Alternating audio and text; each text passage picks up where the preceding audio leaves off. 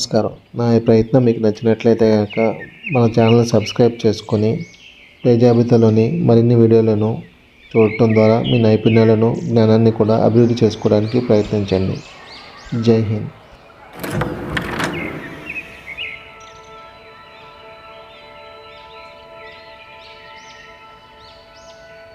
Please like, share and subscribe for more videos. Thank you. One of the most thrilling moments in chess is sensing that your opponent's king is in danger and you unleash an irresistible attack that results in checkmating the king or winning lots of material. Defending these attacks can be very nerve-wracking, but surviving a dangerous attack can be a great feeling. Let's explore attacking and defending a king in danger. In this position, material is even, and both sides have kings shielded by pawns. Notice that black has doubled rooks putting pressure on the g3 pawn, but that pawn is protected by the f2 pawn and king on h2. White's rook on e1 is putting pressure on the e7 pawn, and it is only protected by black's king. This is a signal to attack that square. With white to move, white begins the attack on the weak e7 square with rook a7. Black's pieces are out of position to protect the e7 pawn, so black needs to advance the e-pawn. If black plays e6, since black's pawn on f7 is pinned by the queen, the e6 pawn is hanging after rook takes e6 check. If black plays king f8, white will simply double rooks on the 7th rank with rook e to e7. Notice all three of white's major pieces attack the weak f7 pawn. Black's position will collapse. If black plays king d8, black's king is stranded in the center and has practically no protection. White's queen swings over to the queenside and continues the assault on black's king with queen a5 check. After king c8, white brings a third piece into the attack with rook e to e7. Now that this rook protects the 7th rank, white is ready to win the game with rook a8 check. After king b8, trying to protect the weak a8 square, can you find a force mate in 2 moves? If you found the decoy tactic rook a8 check, great job. White lures black's queen to a8 after queen takes a8, and since the black queen no longer protects c7, white finishes the attack with queen c7, checkmate. Instead of playing e6, what if black plays e5? Since black's rooks are out of the action on the g-file and cannot help defend the king, white can rip open lines with the powerful sacrifice rook takes e5 check. If black doesn't accept the sacrifice and moves the king to d8, white will simply double rooks on the 7th rank, when black's complete lack of king safety will decide the game. After d takes e5, and queen takes e5 check, notice queen e6 loses to queen b8 check, with checkmate to follow. And after king d8, white finishes the attack with queen b8 check, forcing queen to c8, and queen d6 check, with checkmate on the next move. Let's take a look at another example. In this position, white has a powerful bishop-queen battery pointing at the h7 square. Black's position looks solid enough, as black has a knight on f6 guarding the h7 square, and that knight is protected by another knight and bishop. Believe it or not, black's king is in terrible danger because white has 2 pieces attacking black's knight on f6, the bishop on g5, and the rook on f1. After bishop takes f6, white removes the first guard of the h7 square and is threatening to play queen takes h7. This forces black to play knight takes f6, adding protection to the vulnerable h7 square, but this defense is short-lived after white delivers the next blow with rook takes f6. White sacrifices the rook in order to destroy black's kingside defenses. Since g takes f6 allows checkmate in 2 moves after queen h7 check, followed by queen h8, Black is forced to play bishop takes f6. White now crashes through with queen takes h7 check. And after king f8, White needs to be patient and find the best way to continue the attack. If White rushes with queen h8 check, king e7, White does have a great position after knight d5 check, forking the king and queen. But notice that White's queen is also under attack. When attacking, you should do your best to eliminate your opponent's counterplay and make your task of winning as simple as possible. Let's return to the position after Black played king to f8. After king f8, rather than allowing the king to move to the e7 square after queen h8 check, White has the incredibly powerful move knight d5, attacking the queen and guarding the e7 square. So White is threatening checkmate on the next move with queen h8.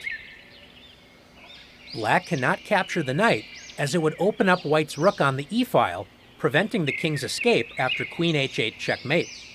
Since Black cannot both prevent checkmate and save the queen, Black has a completely lost position. Let's take a look at this position again, but this time it will be Black to move.